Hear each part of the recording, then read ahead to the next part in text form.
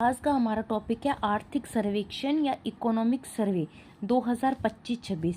आने वाले एग्जाम में यहाँ से करंट के क्वेश्चन पूछे जाते हैं कि 2025-26 में डाटा क्या रहते हैं। तो आर्थिक सर्वेक्षण या इकोनॉमिक सर्वे क्या है? किसी देश यानी कि मान ले भारत एक प्रकार से भारत सरकार का आधिकारिक रिपोर्ट कार्ड है, जिसके आधार पर हम पिछले साल अर्थव्यवस्था का कैसा प्रदर्शन रहा इसको जान सकते हैं। इसे हम क्या कहते हैं? आर्थिक सर्वेक्षण। तो सबसे पहले हम बात कर रहे हैं जीडीपी की। जीडीपी क्या है? Gross domestic product. Gross domestic product या जिसे कह सकते हैं सकल घरेलू उत्पाद। सकल घरेलू उत्पाद, घरेलू से हमारा क्या मतलब है यहाँ पर? देश से, है ना। किसी देश की भौगोलिक सीमा के अंदर एक वर्ष में उत्पादित समस्त वस्तुओं और सेवाओं के अंतिम मूल्य के मौद्रिक योग को क्या कहते हैं? जीडीपी कहते हैं या ग्रॉस डोमेस्टिक प्रोडक्ट कहते हैं। अंतिम मूल्य, मैंने बोला अंतिम मूल्य और वस्तुओं के मौद्रिक योग को, अंतिम मूल्य को, है ना। इसमें मध्यवर्ती मूल्य शामिल नहीं किए जाते, केवल अंतिम मूल्य शामिल किए जाते हैं। मध्यवर्ती मूल्य शामिल क्यों नहीं किए जाते? क्योंकि मध्यवर्ती मूल्यों को शामिल कर लेने से दोहरी गणना की संभावना बनी रहती है। तो हम बात कर रहे हैं कि इकोनॉमिक सर्वे 2025-26 में स्थिर कीमत पर जीडीपी कितनी रहती है?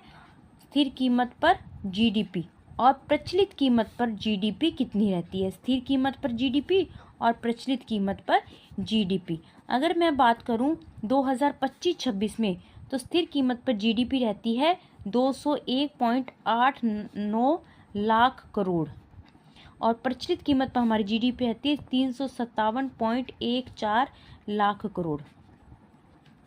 अब देखिए, स्थिर कीमत पर जीडीपी और प्रचलित कीमत पर जीडीपी, इनमें अंतर क्या है? स्थिर कीमत, मान लीजिए हम स्थिर कीमत पर जीडीपी की बात कर रहे हैं तो हमें एक आधार वर्ष मान लेते हैं, है ना। पहले आधार वर्ष क्या था? 2011-12। जब हमारा इकोनॉमिक सर्वे आया 2025-26, उस टाइम हमारा आधार वर्ष क्या था? बेस ईयर क्या था? 2011-12। लेकिन मैं अब वर्तमान की बात करूँ तो हमारा बेस ईयर क्या कर दिया है सरकार ने? 2022-23।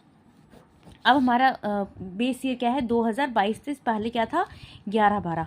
तो बेस ईयर के आधार पर हमारी मतलब जीडीपी की गणना की गई तो जीडीपी कितनी रहती है? 201.89 लाख करोड़ और अब की कीमत पर क्या रहती है? 357.14 लाख करोड़। अब इनमें इतना अंतर कैसे है? ये जीडीपी कम है, ये अधिक क्यों है?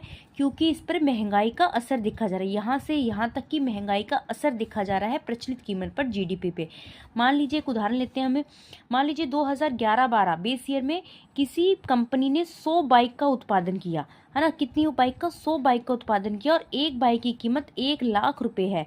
तो टोटल कितना होगा? 1 करोड़ रुपए का उत्पादन किया। और वही बात मैं प्रचलित कीमत पर कर रही हूँ। मान लीजिए किसी कंपनी ने 100 बाइक का उत्पादन किया और एक बाइक की कीमत है 2 लाख रुपए, तो टोटल उत्पादन कितना हुआ? 2 करोड़ रुपए।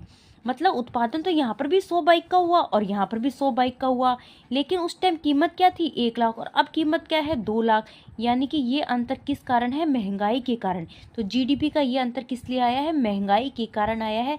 इस स्थिर कीमत पर जीडीपी रहेगी 201.89 लाख करोड़ और प्रचलित कीमत पर रहेगी 357.14 लाख करोड़। तो हमें ये डाटा दोनों याद रखने हैं आने वाले एग्जाम के लिए। धन्यवाद।